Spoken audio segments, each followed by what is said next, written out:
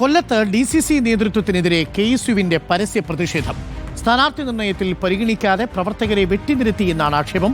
DCC അധ്യക്ഷന്റെ ഓഫീസിന് മുന്നിലെത്തി KSU ജില്ലാ പ്രസിഡന്റ് അടക്കമുള്ളവർ പ്രതിഷേധം അറിയിച്ചു.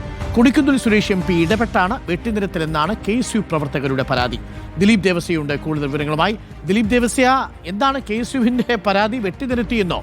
നേരത്തെ ബിന്ദു കൃഷിക്കെതിരെ പല പോസ്റ്ററുകളും നേരത്തെ പ്രത്യക്ഷപ്പെട്ടിരുന്നു. എന്താണ് സംഭവം?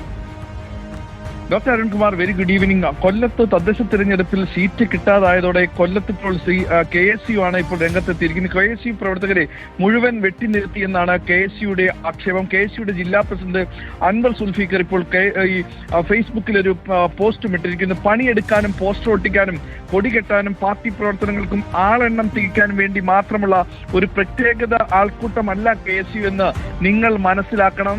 ഉറങ്ങുന്നവരെ ഉണർത്താം, ഉറക്കം നടിക്കുന്നവരെ ഉണരുന്നില്ലെങ്കിൽ അവരുടെ ചെവിയിൽ നിന്ന് വെച്ച് പടക്കം പൊട്ടിച്ചാണെങ്കിലും ഉണർത്തുമെന്നാണ് KSU പ്രവർത്തകർ ഇപ്പോൾ ഫേസ്ബുക്കിൽ അൻവർ സുൽഫീഖർ പറഞ്ഞിരിക്കുന്നത്. ഇതുമായി ബന്ധപ്പെട്ട് അതായത് KSUവിലെ ഒരു പ്രവർത്തകന് പോലും സീറ്റ് നൽകാത്തതിൽ പ്രതിഷേധിച്ച് ഇന്ന് രാത്രി 7:30 കൂടെ തന്നെ പ്രവർത്തകർ KSU ജില്ലാ DCC പ്രസിഡന്റിന്റെ ഓഫീസിന് മുന്നിൽ എത്തുകയും ചെയ്തിരുന്നു. പ്രവർത്തകർക്കാർക്കും തന്നെ സീറ്റ് നൽകാത്തതിൽ ഇവർ പ്രതിഷേധം അറിയിക്കുകയും ചെയ്തു. കൊടിക്കുന്നിൽ സുരേഷ് ഇടപെട്ടിട്ടാണ് ഈ വെട്ടിനിരത്തൽ എന്നാണ് ഒരു ആക്ഷേപം ഇവർ പരസ്യമായി ഉന്നയിക്കുകയും ചെയ്യുന്നത്.